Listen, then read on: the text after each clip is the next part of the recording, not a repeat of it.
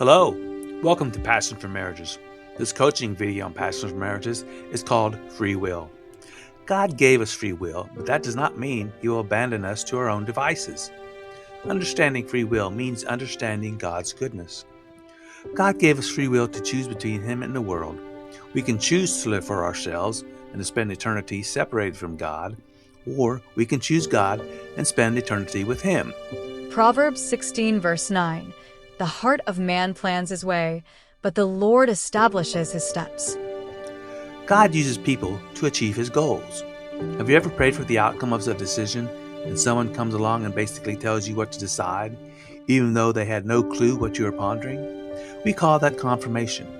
God used a second individual to confirm the answer of the prayer of the first. Psalm 37 verses 23 to 24. The steps of a man are established by the Lord. When he delights in his way, though he fall, he shall not be cast headlong, for the Lord upholds his hand. Even though we have free will, God does not abandon us to our own devices. 1 Corinthians 10 verse 13. No temptation has overtaken you that is not common to man. God is faithful, and He will not let you be tempted beyond your ability, but with the temptation He will also provide the way of escape, that you may be able to endure it. God will step in and help in the situation you are facing. In the earlier podcast reel, God's Provision, we mentioned that God can use anything or anyone to make sure that we are provided for. But He will also use anything or anyone to help in situations that you are facing, be it good or bad. Proverbs 16 verse 4.